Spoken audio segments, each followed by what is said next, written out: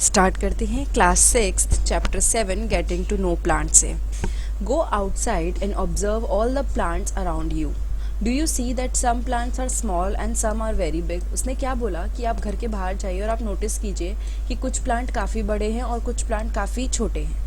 ठीक है, उसके बाद बोला while some are just patches of green on the soil. और कुछ ऐसे लग रहे हैं कि जैसे छोटे छोटे से पैच हैं, मतलब हल्का हल्का सा वो उगे हुए हैं सॉइल के ऊपर।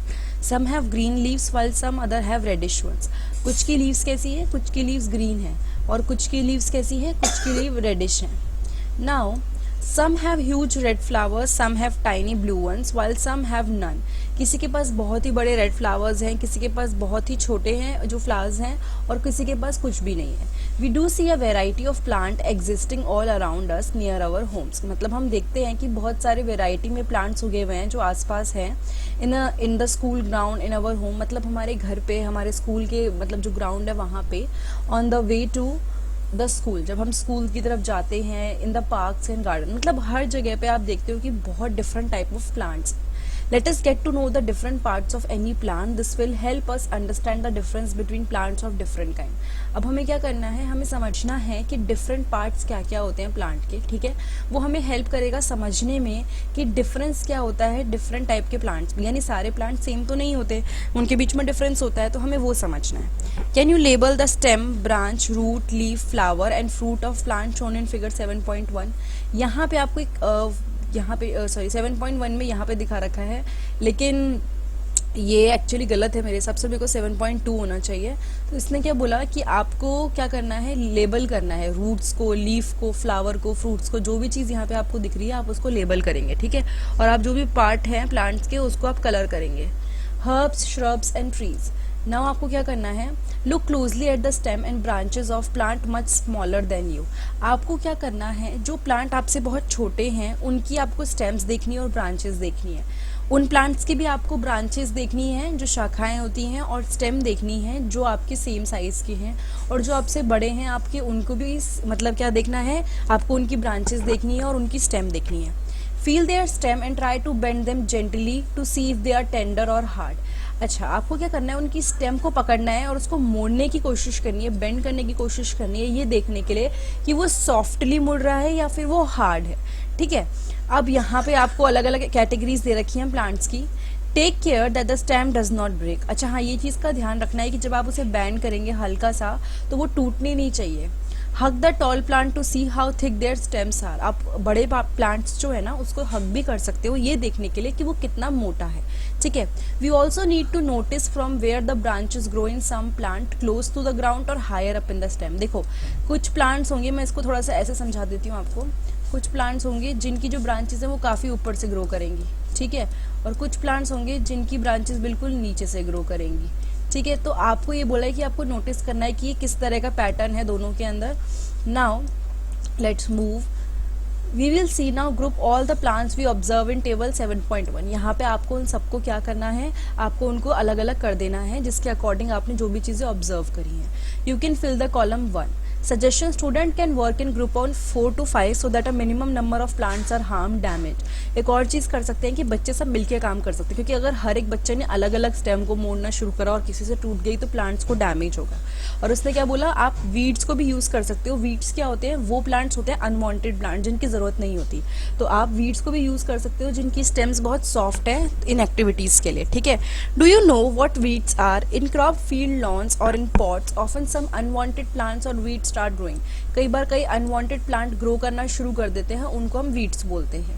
Have you seen farmers removing these weeds from there plant या फिर फील्ड? आपने कभी देखा है कि फार्मर्स क्या करते हैं, इन वीड्स को निकालते हैं, क्योंकि ये जो क्रॉप उन्होंने उगाई होती है उसका न्यूट्रिशन खाते हैं। ठीक है, 2 and 3 for many यहाँ पे है 2 and 3 for many more plants, fill column 4 later after studying the section। अलग अलग कॉलम है। कॉलम 1 है हाइट का, कॉलम 2 है स्टेम का कि वो थिक है, ग्रीन है, हार्ड है, सॉफ्ट है।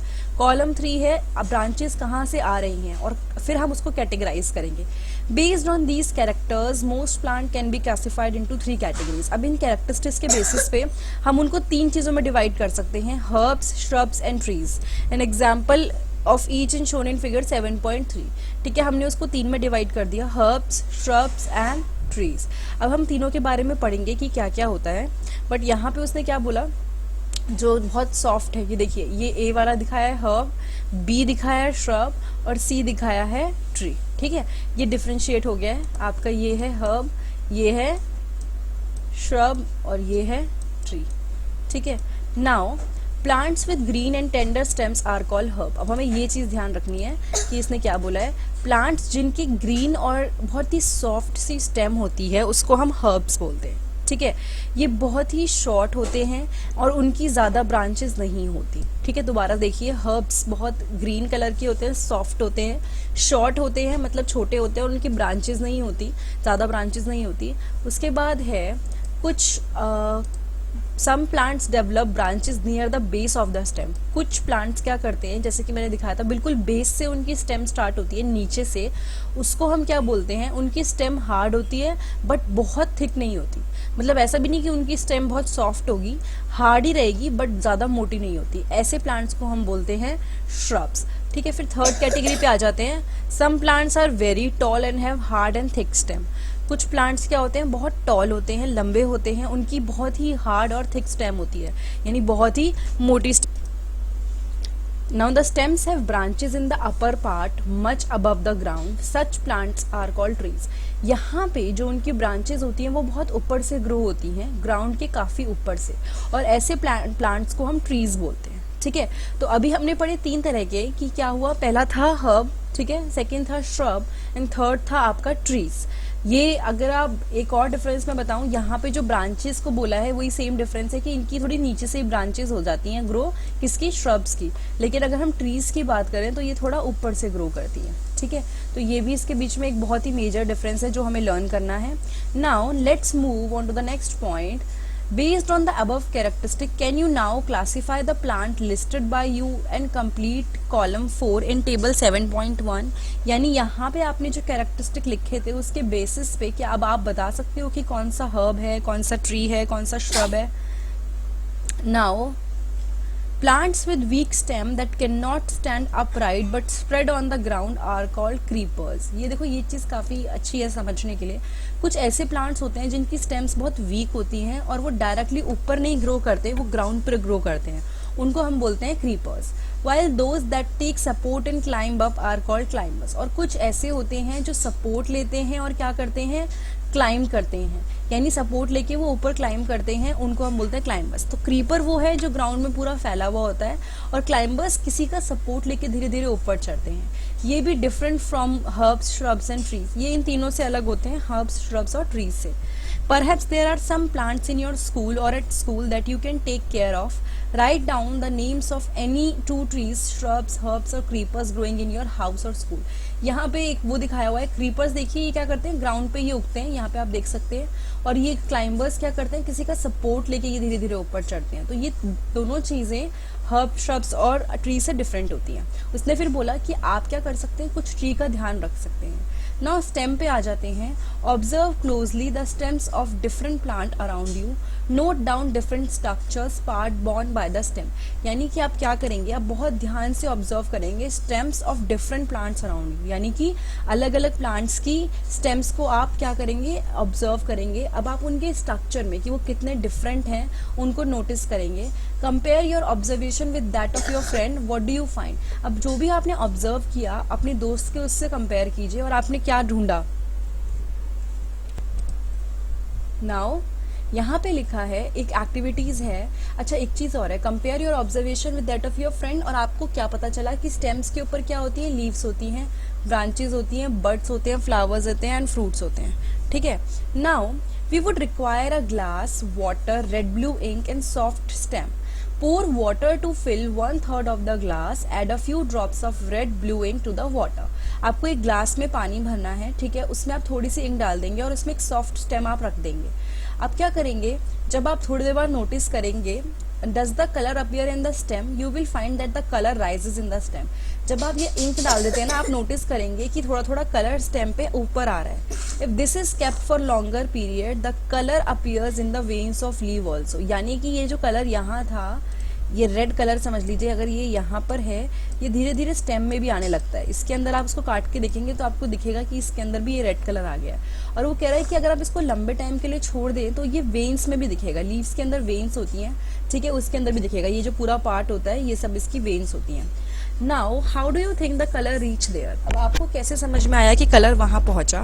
From this activity we see that the stems help in upward movement of water. इस एक्टिविटी से क्या पता चला कि जो स्टेम है वो हेल्प करती है अपवर्ड मूवमेंट में, ठीक है, ऊपर जाने में। तो स्टेम की हेल्प से क्या हुआ, पानी जो नीचे था, कलर जो नीचे था, वो ऊपर राइज कर गया।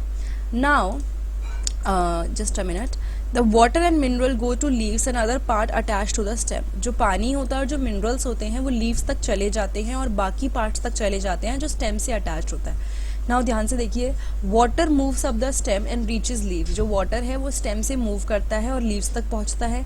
Enlarge view of open end of stem. अब आपको ये एक व्यू दिखेगा, यानी कि आपका जो एंड, जो स्टेम का एंड होता है खुला हुआ, वो हो गया।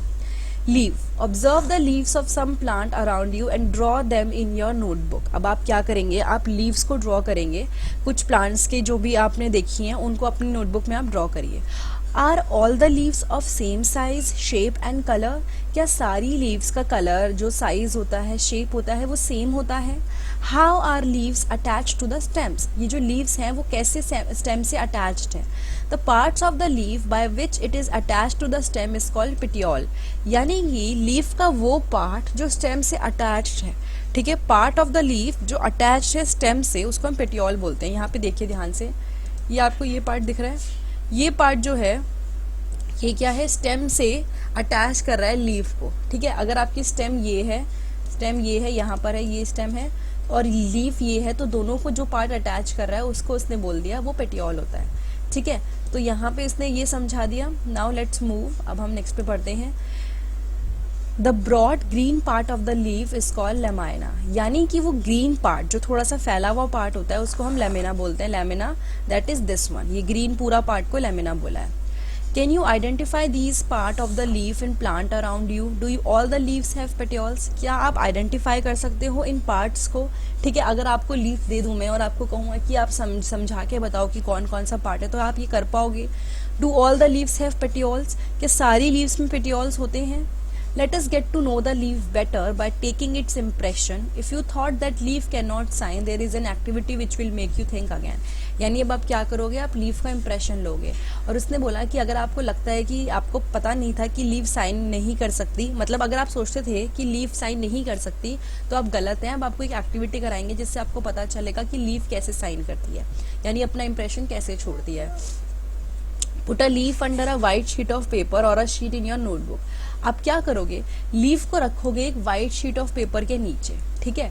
जैसे समझ लीजिए लीफ ऊपर है तो आपने लीफ नीचे है, उसके ऊपर एक वाइट पेपर रख दिया। Hold it in your place as shown in figure 7.9। अब उसको अपनी जगह पे रखिए जैसे 7.9 में दिख रहा है। Hold your pencil tip sideways and rub it on the portion of the paper having the leaf. यानी देखो, फॉर एग्जाम्पल नीचे लीफ है, यहाँ पे ऊपर पेपर है। अब आप ऊपर उसके पेंसिल चलाओगे, फिर आप क्या देखोगे, did you get an impression with some lines on it? आप नोटिस करोगे कि इम्प्रेशन आ गया है लीफ का इस पेपर पे। Are they similar to those on the leaf? These line on the leaf are called veins। यानी कि जो इम्प्रेशन आया है, जो लाइन्स आपको दिख रही हैं, इनको हम veins बोलते हैं। Do you see a prominent line in the middle of the leaf? This is called the midrib। एक बीच में एक फिक्स लाइन है, बहुत नॉर्मल सी, देखो ये जो बीच में दिख रही है लाइन, दिस इज midrib, ठीक है। और ये छोटी छोटी लाइन्स जो साइड में है, these are veins।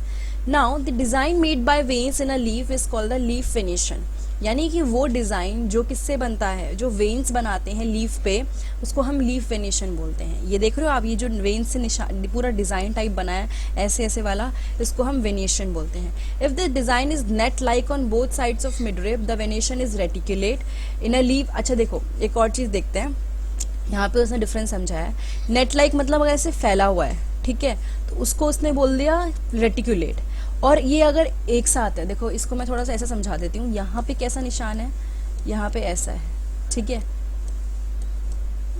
ये आपका रेटिकुलेट हो गया, ठीक है, समझ लीजिए। और ये जो लीफ है इसमें क्या है, जो वेन्स हैं वो इस तरह से पैरेलल ही जा रही है। थोड़ा सा ख़राब बना है बट नॉर्मली आपको समझाने के लिए ठीक है। यहाँ पे ये पैरेलल ही जा रही हैं, ये थोड़ा सा ख़राब बन गया है, बट बेसिकली ये समझाने के लिए था कि ये पैरेलल है, यानी यहाँ पे लीव्स कैसे जो वेन्स हैं वो पैरेलली मूव कर रही हैं, इस तरह से मूव कर रही हैं, ठीक है। तो इस वाले को हम रेटिकुलेट बोलते हैं और इस वाले को हम पैरेलल बोलते हैं, ये दोनों में डिफरेंस होता है। नाउ लेट्स कम, यहाँ पे आते हैं। In that leaves of grass you might have seen that the veins are parallel to one another। अगर आप नोटिस करेंगे कि जो ग्रास होती है ना उसमें वेन्स पैरेलल होती हैं एक दूसरे के, और उसको हम पैरेलल वेनेशन बोलते हैं। तो दो तरह का वेनेशन कौन सा है, रेटिकुलेट एंड पैरेलल।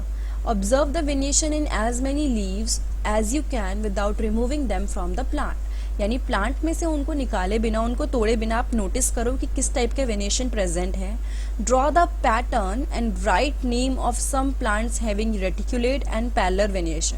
अब आप क्या करेंगे, आप पैटर्न को ड्रॉ करेंगे और आप नाम लिखेंगे कि वो रेटिकुलेट वेनेशन है या फिर पैरेलल वेनेशन है। Shall we now find out some of the functions of a leaf? अब क्या हम जो लीव के फंक्शन है उसको समझने की कोशिश करें। Now, shall we now find out some of the functions of leaf? अब हम लोग कुछ functions पढ़ेंगे लीफ के। Activity 4 दे रखी है, we will require a herb, 2 transparent polythene bags and a thread। हमें क्या क्या चाहिए, एक herb चाहिए, 2 transparent polythene bags चाहिए जिसके आसपास हम देख सकें, और एक thread चाहिए। Do this activity during day time on a sunny day. अब इसको कब करना है, जब दिन में धूप हो काफ़ी अच्छी, तब आपको ये एक्टिविटी करनी है। Use a healthy well watered plant that has been growing in the sun. एक बहुत ही हेल्दी प्लांट आप चूज़ कीजिए जो काफ़ी अच्छे से, जिसको पानी दिया गया है और जो धूप में बढ़ता है। Enclose a leafy branch of the plant in a polythene cover and tie up its mouth as shown in figure 7.11। जैसे यहाँ पे दिखाया गया है ना, इस पर्टिकुलर में यहाँ पे आपको वैसे उसके एक पार्ट को कवर करना है पॉलिथीन से, ठीक है। Tie up the mouth of another empty polythene cover and keep it also in the sun. अब आपको क्या करना है, एक और एम्प्टी पॉलिथीन को कवर करके आपको रखना है, ठीक है, सन में। After a few hour observe the inner surface of the cover. अब आप क्या देखोगे, इनर सरफेस देखोगे, जो अंदर की उसकी सरफेस होगी ना कवर की, आप उसको नोटिस करोगे। Now what do you see, आप क्या देख पा रहे हो। Are there any droplets of water, क्या वहाँ पे कुछ ड्रॉपलेट्स आपको दिख रहे हैं पानी के। How do you think they got there, और आपको ऐसा क्या लगा कि वो वहाँ पे कैसे गए। Don't forget to remove the polythene bag after the activity, और इस पॉलिथीन बैग को आपको रिमूव करना नहीं भूलना है इस पूरी एक्टिविटी के बाद, ठीक है। Water comes out of leave in the form of vapour by a process called transpiration.